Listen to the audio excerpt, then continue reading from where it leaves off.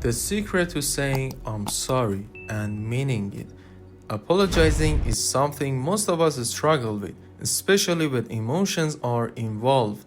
Whether it's a small misunderstanding or a bigger issue, saying I'm sorry can sometimes feel like admitting defeat or giving up a bit of our pride. But here's the thing, a genuine apology is not a sign of weakness. It's a powerful tool for healing and strengthening relationships. So, how do you apologize in a way that really means something? It's more than just saying the words. It's about understanding, accountability, and showing your spouse that you truly care. In this article, we'll explore the secret to saying I'm sorry and, more importantly, making sure you mean it. Number 1.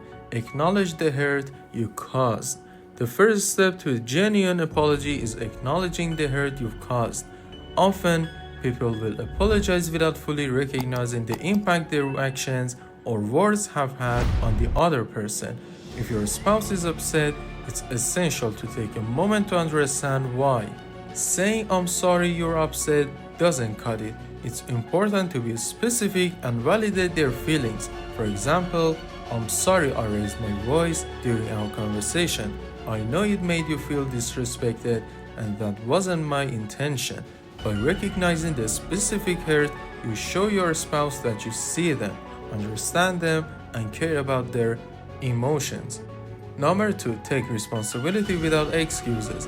A true apology doesn't come with a string of excuses. When we apologize and follow it up with, I'm sorry but you did this, we're not taking full responsibility for our actions. A genuine apology means owning up to what you did, even if the situation was complicated or both of you contributed to the conflict. I'm sorry for how I acted, or I take full responsibility for how I treated you, is much more meaningful than placing blame. By not deflecting responsibility, you show your spouse that you understand your role in the issue and that you're committed to improving. Number 3. Express regret, not just an apology. While simply saying I'm sorry is important, it's the genuine expression of regret that can really move your spouse. Don't just apologize because you think it's what you're supposed to do. Apologize because you regret how your actions or words make your spouse feel. For example, I'm really sorry for how I reacted earlier. I hate that I made you feel hurt and alone. I never want to do that again. This kind of apology is heartfelt and shows that you care about your partner's emotional well-being. It goes beyond the words and speaks to the depth of your feelings. Number 4. Make it clear you want to make things right. Saying I'm sorry isn't enough if you don't show a willingness to make things right.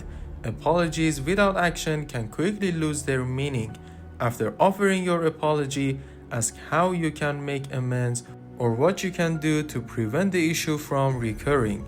What can I do to make things better? Or how can I support you moving forward? Shows that you're committed to improving the situation, not just saying the words to move on. This willingness to actively fix things demonstrates a real commitment to the relationship. Number 5. Be patient and give your spouse space. Sometimes, even after a sincere apology, your spouse might need time to process things. If they're still upset, don't push for immediate forgiveness or resolution. Respect their space and let them feel their emotions. Healing takes time, and rushing through it won't fix the issue.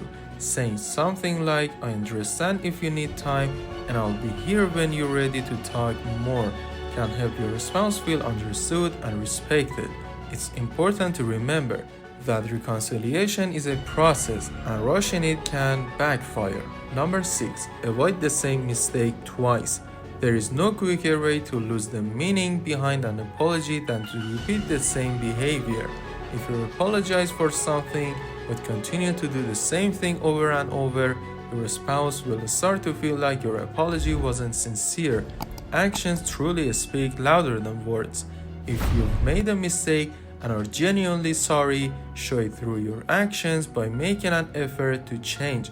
Whether it's changing how you communicate, addressing certain behaviors, or seeking help through therapy, demonstrating that you're actively working to avoid repeating the issue will make your apology more meaningful. Number 7. Be sincere and genuine.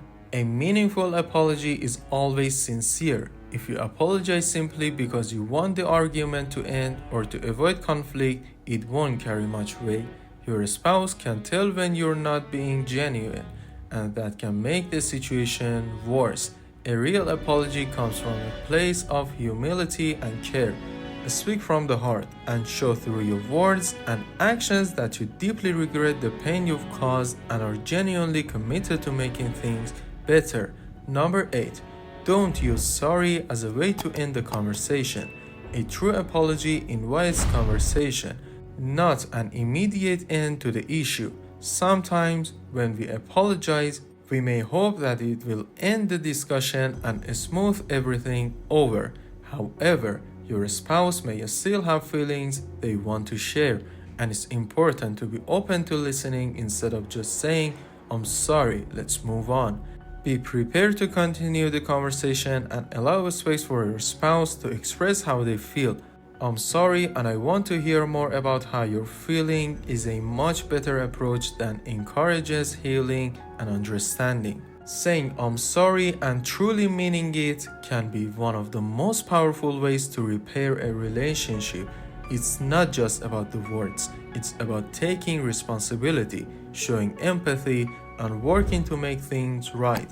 A sincere apology strengthens the bond between you and your spouse, proving that you care enough to acknowledge your mistakes and make changes. So, the next time you find yourself in a situation where an apology is needed, remember that it's about understanding, honesty, and commitment to the relationship.